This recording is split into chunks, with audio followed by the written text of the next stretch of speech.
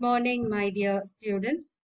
Today we have a recorded class and we are moving on to the final section of the module, that is transformational generative grammar. When we learn linguistics, there are three concepts that we have to learn as degree students or as given in your module. One is IC analysis, the second is phrase structure grammar, and the third is transformational generative grammar.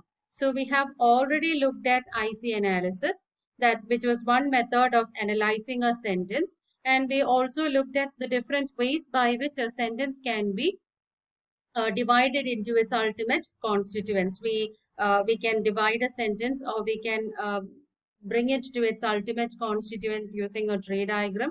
You can make use of brackets and also topless boxes. So IC analysis was a rudimentary form of analyzing a sentence. It was a very crude form of analyzing a sentence as proposed by Leonard Bloomfield, Zelig Harris, and Roland Wells. So it was not adequate enough. It was not sufficient enough to analyze sentences completely.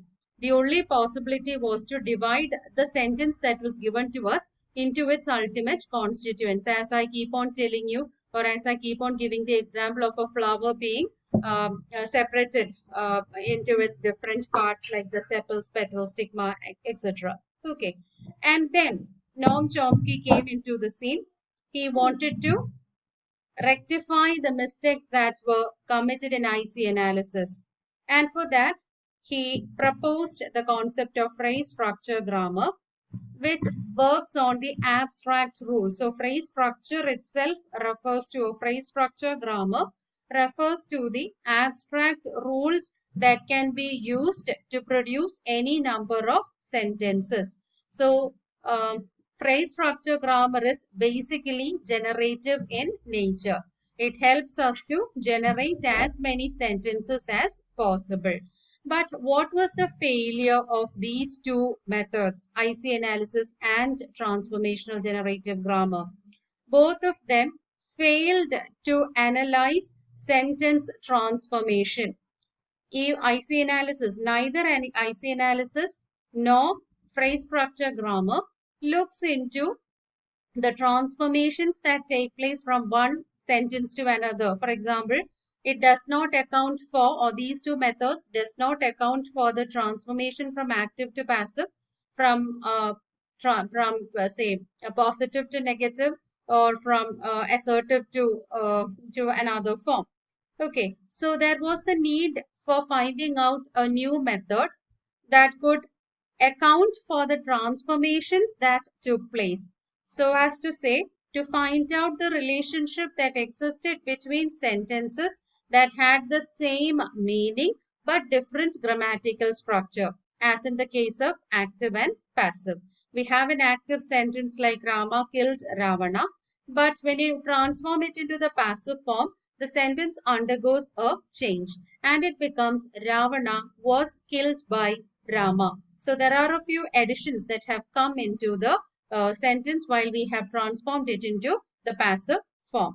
So Noam Chomsky further made a lot of observations. He studied linguistics further and he came up with this particular method of sentence analysis called as transformational generative grammar. So it has the qualities of phrase structure because it helps in generating sentences. At the same time, it also looks into how sentences are transformed from one form to another. So that is called as transformational generative grammar. I hope you have got an introduction to this and that you were able to recollect the things that we did in our previous classes. Now let's take a look at the details of transformational generative grammar.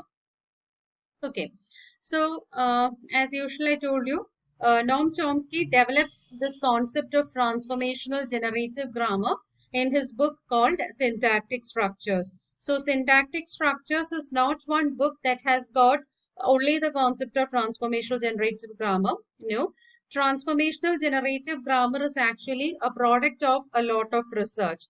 Before transformational generative grammar, there was the concept of phrase structure grammar. So Chomsky introduced phrase structure grammar as well as the later concept of transformational generative grammar, and all these were compiled together in this work called Syntactic Structures that was published in 1957.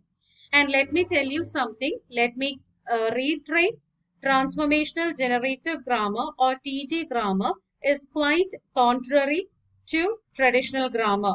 When you are asked to write an essay on traditional grammar, please do not write the essay based on transformational generative grammar. Both are different. They are poles apart. They are the opposite. So if you're asked to write an essay on transformational generative grammar or TG, you have to write the essay based on what we are going to learn today.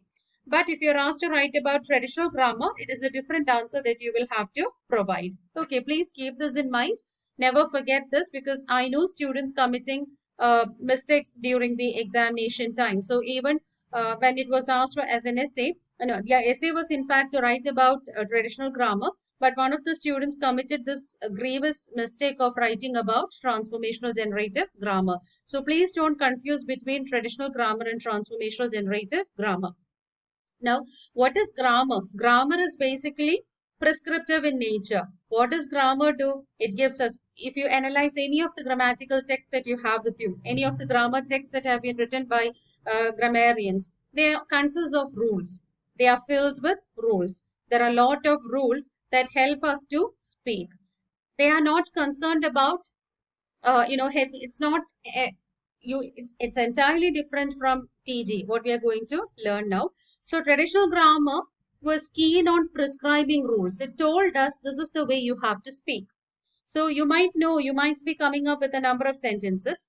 You can you actually use the rules that are prescribed in a traditional grammar to see whether the sentence is correct. So traditional grammar looked into the correctness of the sentence. They prescribed rules for you. These are the rules that you have to follow. These are the rules that you have to keep in mind while you utter sentences so that your sentence is correct. But Chomsky's intention was different. Transformational generative grammar did not have any such intentions. The only intention of transformational generative grammar was to produce an infinite number of sentences based on the innate knowledge of the person. The person already has a structure of rules within him, and transformational generative grammar points to this fact and tells us that you can use these rules within you. These abstract rules can be used by you in order to utter any number of sentences. Okay, so all these were put together and compiled into a book form, that was Syntactic Structures, in 1957.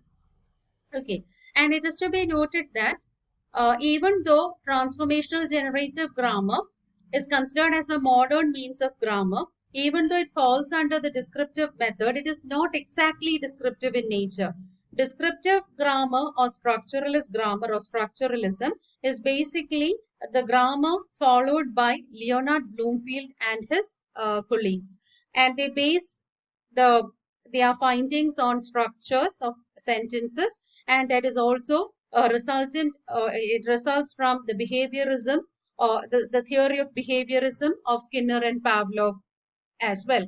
So we know how Leonard Bloomfield and the structuralists went about constructing rules. They were concerned with the speech of the native speakers. They analyzed the speech of American native speakers, and it is based on the oral form that they came up with rules. Okay, but Chomsky was entirely different in his perceptions. He was not concerned about the spoken form, but rather he wanted to concentrate on the innate structure, on the competence of a person. And that is why he brought about, or he made, or he differentiated between the terms competence and performance. Okay, so IC analysis and phrase structure does not give us any understanding about the deep structures of sentences. See, transformational generative grammar also does not really look into these factors. It is phrase theory that actually helps us to find out the deep structures of sentences. So it's just to inform you that I have made this point here. Noam Chomsky also intended to find out the differences between sentences that had a similar structure but different meaning. Like John was eager to please and John is easy to please. So IC in phrase structure fails to provide an explanation to sentences that are similar in structure but different in meaning. And transformational generative grammar was brought up by or was formulated by Chomsky with the intention of providing an explanation to this phenomenon as well. But even transformational grammar does not go into the depths of providing the differences. It just tells us that every sentence has got a surface structure and a deep structure. And now over to our concept of transformational generative grammar. I told you there are two terms, transformational and generative. So generative taken from phrase structure itself, which helps to generate as many sentences as possible. And transformation. In IC analysis as well as phrase structure, you cannot come across any transformation. It does not help in transforming or in finding out what helps in transforming a sentence from one form to another, for example, from active to passive. So transformational generative grammar looks at transformations as well as it helps in generation of sentences. So Chomsky deviated himself from the structuralist principles as formulated by Leonard Bloomfield, and he gave importance to the competence of a person. What is this competence? The innate ability of a person to use grammatical rules that are within him in order to produce sentences. So he was not concerned about, say, when you look at structuralism, they were concerned with performance. They looked at the performance of people because they were concerned with the oral word that came out of the mouth of the native speakers. But transformational generative grammar and Noam Chomsky gave importance to competence.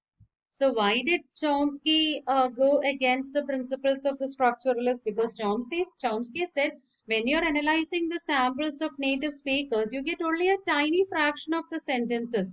There are so many sentences that are unsaid. So all these sentences that are unsaid should also be taken into consideration. So if you have to get a framework of it, you will have to look into the competence of the person, because it is the competence of the native speaker which is enabling him to perform or actualize the rules and bring out sentences. So this was one reason why he was not interested in all this. And he said in transformational grammar, the rule is not actually a precept. It is not the rule that is laid down first. It is not a rule that is laid down by any authority, but rather it is a principle that you unconsciously but regularly use. You have these rules and you unconsciously use it.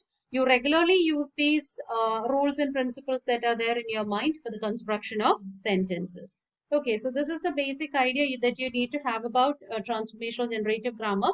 So just a recap of what I mentioned right now. Transformational generative grammar is an improvisation on IC analysis as well as phrase structure grammar. So there are two terms to be taken into consideration, transformational and generative. This generative comes from phrase structure grammar itself, because this is an improvisation or a rectification of the flaws that happened in phrase structure grammar also. So we learned in phrase structure grammar that it helps to generate sentences. So the same idea has been taken over to transformational generative grammar too. So the generative in TG grammar points to the fact that any number of sentences can be produced by a person with the help of the innate rules that are there. Okay. And so this is also different. TG grammar is also different from descriptive grammar or structuralism of Leonard Bloomfield and his colleagues. Because Leonard Bloomfield and his colleagues gave importance to the oral form. They gave importance to the spoken word of the native speaker. So Chomsky said it is not reliable because only a tiny fraction of the samples can be obtained from them. And so he said we have to give importance to competence, because it is the competence of a person that enables him to speak as many sentences as possible. So it is TG grammar does not intend to set down rules, but rather these rules are being unconsciously and regularly used by the speaker.